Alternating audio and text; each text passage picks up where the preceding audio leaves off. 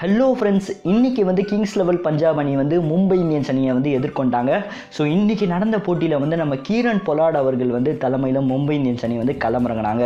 So என்ன ஆச்சு அப்படின்னு சொல்லி பார்த்தீங்கன்னா, ரோஹித் சர்மா தானே எப்பயுமே வந்து கேப்டனாக இருப்பார். இன்றைக்கி வந்து திடீர்னு கீரன் பொலார்ட் அவர்கள் வந்து கேப்டனாக வந்திருக்காரு அப்படின்னு சொல்லி பார்த்தீங்கன்னா, ஸோ நேற்று வந்து மும்பை இந்தியன்ஸ் அணியை வந்து ப்ராக்டிஸ் மேட்ச்சில் வந்து ஈடுபட்டுருந்தாங்க. நேற்று ப்ராக்டிஸ் செஷன் அப்போது நம்ம ரோஹித் சர்மா அவர்களுக்கு வந்து கையில் வந்து பலத்த காயம் வந்து ஏற்பட்டிருக்கு.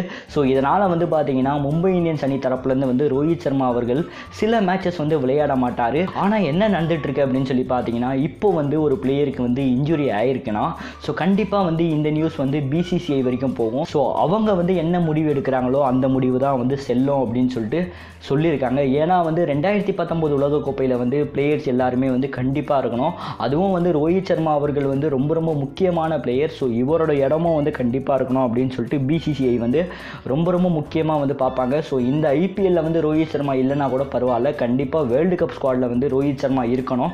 ஸோ அவரோட பர்ஃபார்மன்ஸும் வந்து இருக்கணும் அப்படின்னு சொல்லி தான் வந்து பிசிசிஐ வந்து நினைப்பாங்க. ஸோ இதனால் வந்து பார்த்திங்கன்னா நம்ம ரோஹித் சர்மா அவர்கள் வந்து எவ்வளவு நாள் வந்து ரெஸ்ட் எடுப்பார் அப்படின்னு சொல்லிட்டு இன்னும் வந்து தெரியலை. ஸோ இதுக்கு மேலே தான் வந்து அப்டேட் வந்து வரும். ஸோ பிசிசிஐ வந்து என்ன முடிவு எடுக்கிறாங்க அப்படின்னு சொல்லி வெயிட் பண்ணி பார்ப்போம். ஸோ இப்போதைக்கு வந்து கீரன் பொலார்ட் அவர்கள் வந்து கேப்டனாக வந்து வழி நடத்திட்டு இருக்காரு.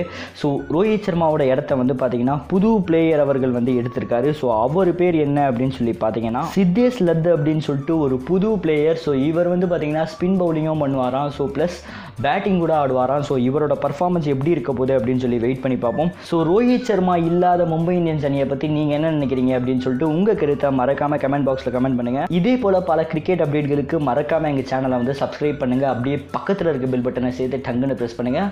ஸோ நன்றி, ஜெய்ஹிந்த்.